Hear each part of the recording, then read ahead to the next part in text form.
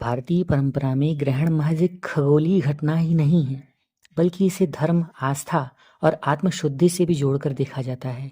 यही कारण है कि जैसे ही ग्रहण नज़दीक आता है, लोगों के मन में कई सारे प्रश्न उठने लगते हैं। लोग सोचते हैं कि ये ग्रहण हमारे लिए शुभ है अथवा अशुभ। राशि वाले ज्योतिषियों के लिए भी ये विषय बहुत ही रोचक होता है। देखिए, भारत में ग्रहण कब है, ये भारत में दिखाई देगा या नहीं, उसके साथ साथ सूतक काल लगेगा या नहीं, और इस दौरान क्या नहीं करना चाहिए और क्या करना चाहिए, आज इन सभी सवालों के जवाब हम इस छोटी सी वीडियो में देने वाले हैं। तो इस वीडियो में बने रहें। देखिए, धार्मिक मान्यताओं के अनुसार ग्रहण का संबंध राहु और केतु से होता है।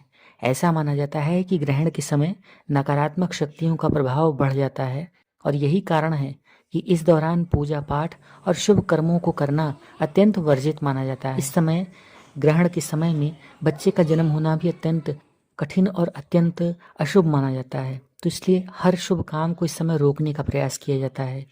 साल 2026 में ग्रहणों में सबसे महत्वपूर्ण चंद्र ग्रहण 3 मार्च 2026 को लग रहा है। ये चंद्र ग्रहण भारत में दिखाई देगा। धार्मिक मान्यता है कि जिस दिन ग्रहण दिखता है, उसी समय से सूतक काल भी लग जाता है। ऐसे में ग्रहण के समय में खास सतर्कता और नियमों का पालन करने की सलाह दी जाती है। शास्त्रों में ग्रहण से पहले उसके समय को सूतक काल का समय कहा गया है, और इसलिए मंदिरों के कपाट इस समय बंद रखे जाते हैं, पूजा पाठ और अर्चना नहीं की जाती है, और इसके साथ साथ कोई भी शुभ कर्म करने की मनाही है। मान्यता है कि ग्रहण के समय में देव शक्तियां भी सक्रिय नहीं होती हैं और ये अस्थिर होती हैं। उस समय की गई पूजा का फल भी नहीं मिलता है। ग्रहण समाप्त होने के बाद स्नान, दान और शुद्धि का विशेष महत्व माना जाता है। धार्मिक मान्यताओं के अनुसार ग्रहण के समय में मंत्र जाप, ध्यान और ईश्वर का स्मरण करना अत्यंत शुभ माना जाता है। इस समय में दान पुण्य करने का भी विशेष महत्व माना गया है। ग्रहण खत्म होने के बाद गंगा जल या पवित्र जल से स्नान करके घर और पूजा स्थल को शुद्ध करना चाहिए। शास्त्रों और परंपराओं के अनुसार ग्रहण के दौरान भोजन पकाने और खाने से बचना चाहिए। इस समय मूर्ति का स्पर्श करना, नए काम की प्रारंभ करना और मांगलिक कार्यों को वर्जित माना गया है। लोक मान्यता तो यह भी है कि गर्भवती महिलाओं को ग्रहण के समय में विशेष सावधानी बरतनी चाहिए। यदि ग्रहण के समय में जन्म हो रहा हो तो प्रयास करके उस जन्म को रोक देना चाहिए, और शिशु का जन्म न होना चाहिए, ऐसी प्रयास करनी चाहिए। तो ग्रहण के समय में क्या करना चाहिए और क्या न करना चाहिए, उसके विषय में मैंने आपसे बता दिया है। अब आइए यह भी बताते हैं कि ग्रहण के समय में मंदिर क्यों बंद रहते हैं, जो कि इस समय हमें भगवान की सबसे ज़्यादा आवश्यकता होती है। क्योंकि ग्रहण के समय में मंदिरों के कपाट बंद रखने की परंपरा काफ़ी पुरानी मानी जाती है, और ये मानी भी गई है।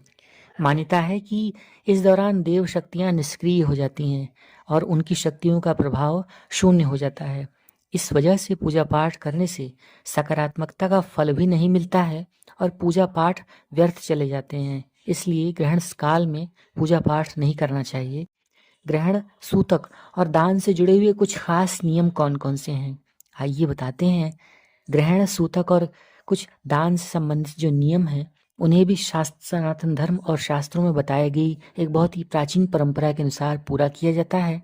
ऐसा माना जाता है कि सही प्रकार से किए गए धार्मिक नियमों का पालन करने से ग्रहण के बाद सकारात्मक ऊर्जा का संचार होता है, और इस दौरान यदि आप किसी शुभ नदी में स्नान करने के बाद दान पुण्य करते हैं तो इसका विशेष महत्व माना गया है। तीर्थ क्षेत्र का महत्व ही कुछ और होता है।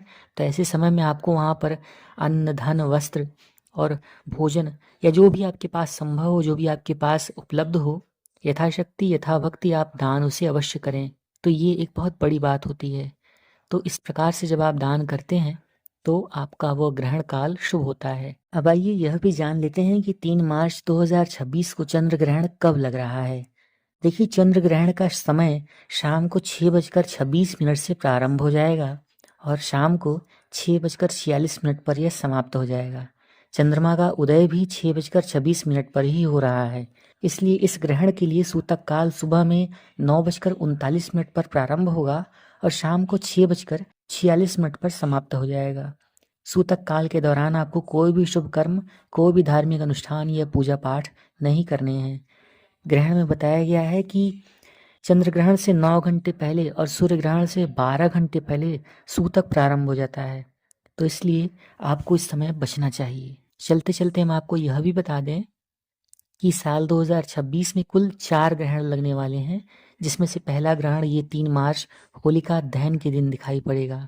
तो इस समय आपको चंद्र ग्रहण के लिए विशेष सावधानियां ज़रूर बरतनी चाहिए और आपको इस वीडियो को एक लाइक करना है, शेयर करना है और सब्सक्राइब करना है।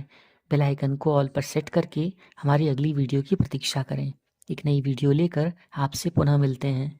तब तक के लिए आप सभी का बहुत बहुत धन्यवाद।